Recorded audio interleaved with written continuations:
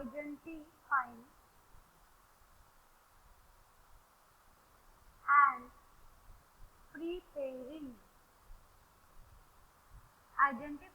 and preparing potential job applicants।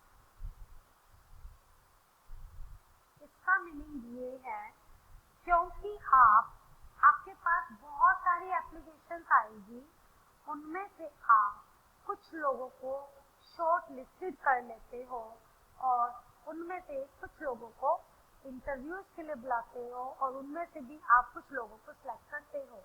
अगर future में आपको सेम जॉब के लिए एम्प्लॉयज की ज़रूरत होगी तो आपको फिर से एडवर्टीजमेंट करने की रिक्वायरमेंट नहीं होगी। आप उन्हीं में से किसी भी एम्प्लॉय को जॉब के लिए कॉल कर सकते हो। Everyone please mute your mic. अभी भी एक दो बच्चे ऐसे हैं जिन्होंने अपना माइक म्यूट नहीं किया, जिसकी वजह से दूसरे बच्चों को सुनने में प्रॉब्लम होती है। तो ये आप लोगों की मॉरल रिस्पॉन्सिबिलिटी है कि आप अपने माइक को म्यूट करें। क्लियर है फोर्थ पॉइंट? फ्यूचर के पोटेंशियल जॉब एप्लीकेंट्स को आइडेंटिफाई आप कर लेते हैं और आपको नेक्स्ट टाइम एडवर्टाइज करने की जरूरत नहीं पड़ती। आप उन्हीं में से किसी को भी बुला सकते हो जॉब के लिए। नेक्स्ट पॉइंट लिखिए, direct contact with road talent. Direct contact with talent कर सकते हो।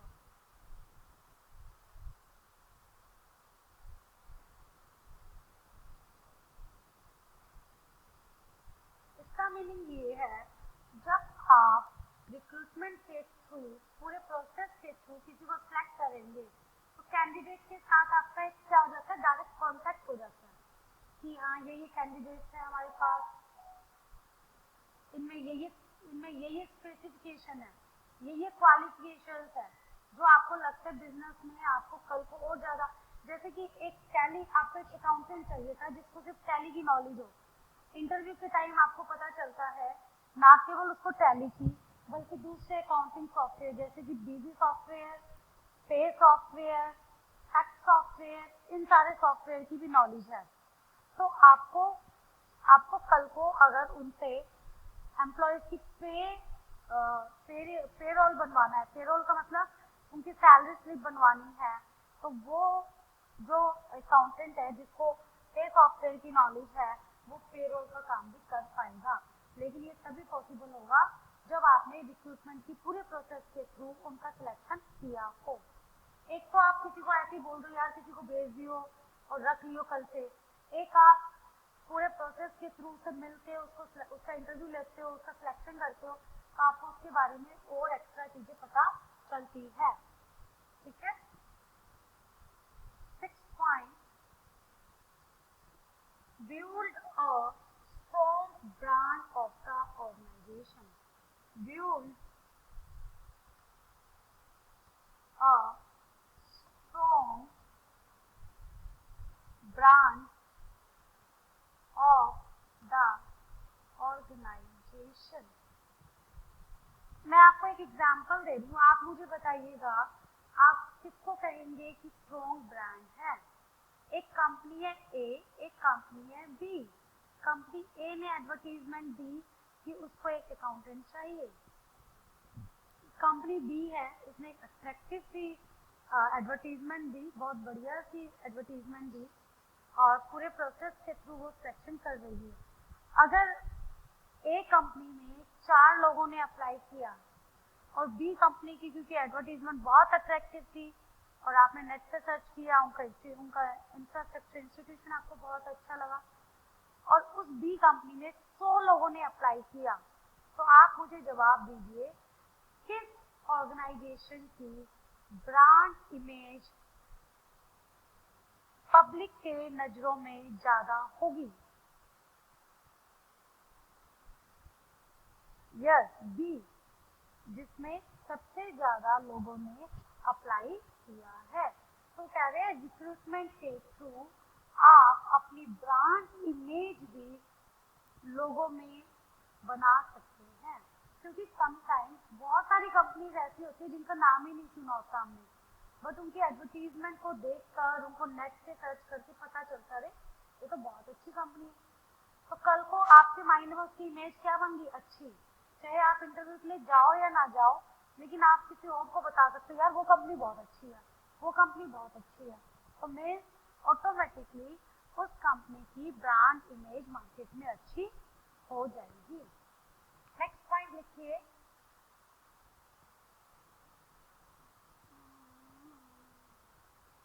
To beat the competition.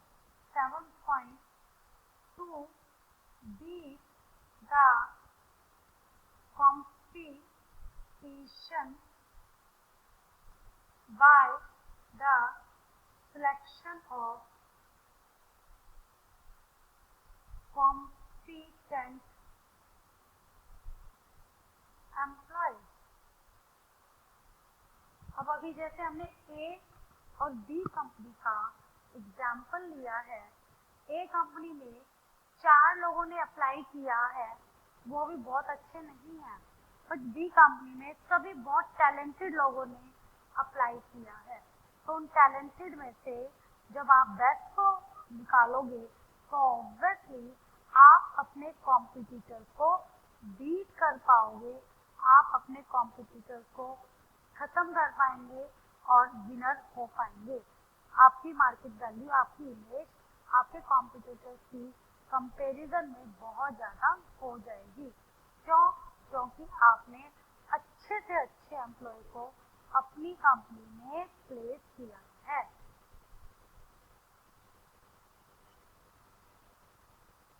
Next कर सकते हो आप इंक्रीजिंग, नेक्स्ट पॉइंट है आपका इंक्रीजिंग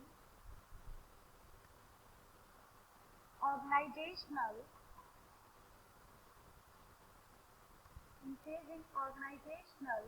and individual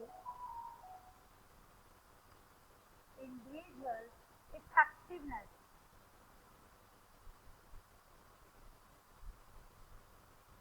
वो कह रहा है कि अगर आप प्रॉपर तरीके से रिक्रूटमेंट एंड सिलेक्शन करेंगे तो आप ऑर्गेनाइजेशन की भी इफेक्टिवनेस को बढ़ा पाएंगे और इंडिविजुअल इफेक्टिवनेस, इंडिविजुअल मतलब सिंगल एम्प्लॉय की भी इफेक्टिवनेस को बढ़ा पाएंगे।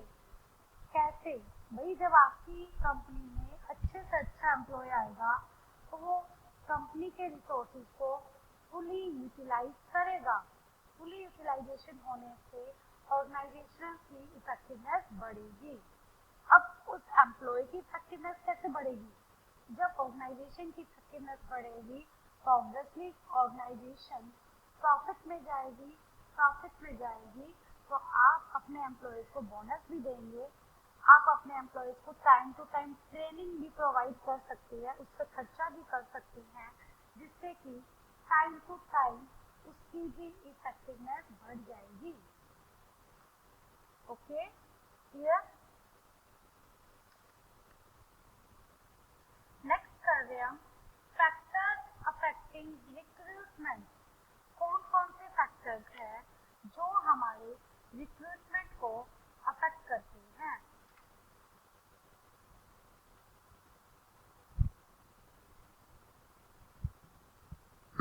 Yes, good,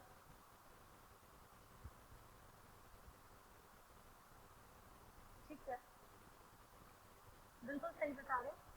factors affecting recruitment, बहुत सारे फैक्टर्स हैं जो हमारे रिक्रूटमेंट को अफेक्ट करते हैं। फर्स्ट पॉइंट आप लिखेंगे इकोनॉमिक एनवायरनमेंट,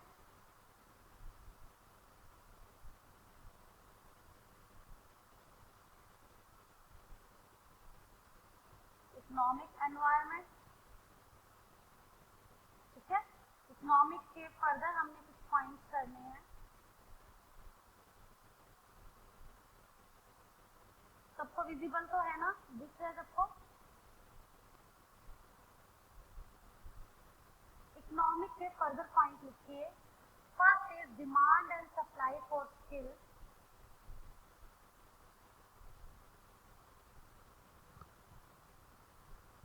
आज क्या प्रॉब्लम हो रही है? डिमांड अब नहीं आ रही,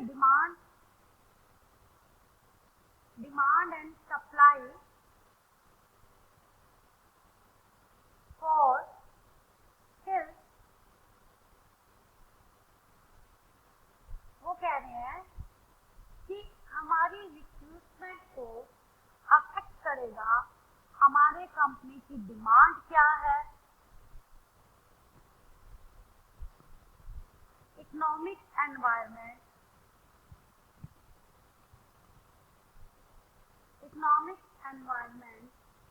अफेक्ट करता है हमारी रिक्रूटमेंट को। वो फर्स्ट पॉइंट कह रहा है demand and supply for skill, कि अगर हमारी कंपनी में डिमांड है एक अकाउंटेंट की जिसको tally plus GST plus IFRS तीनों की नॉलेज हो, हमें एक ऐसे अकाउंटेंट की जरूरत है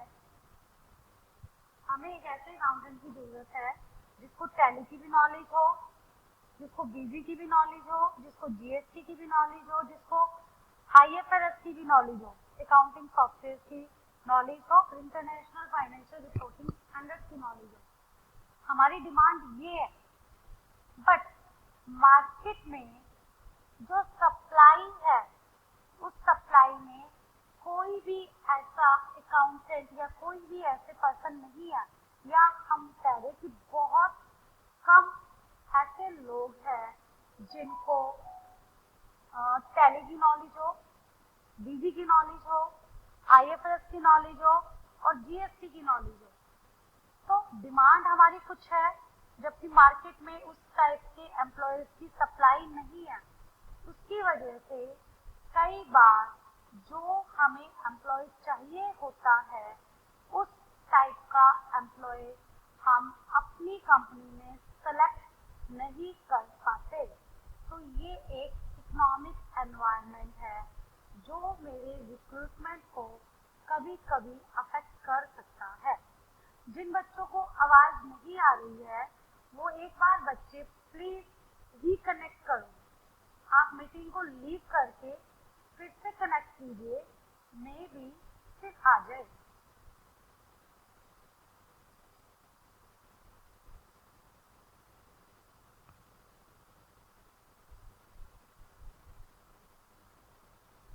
जिन बच्चों को आवाज नहीं आ रही है प्लीज वो रीज्वाइन करिए एक बार।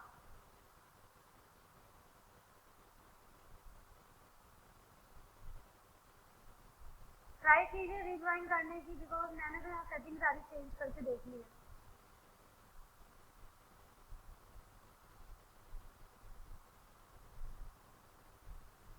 अब आ रही है आवाज? सबको अच्छे से आ रही है?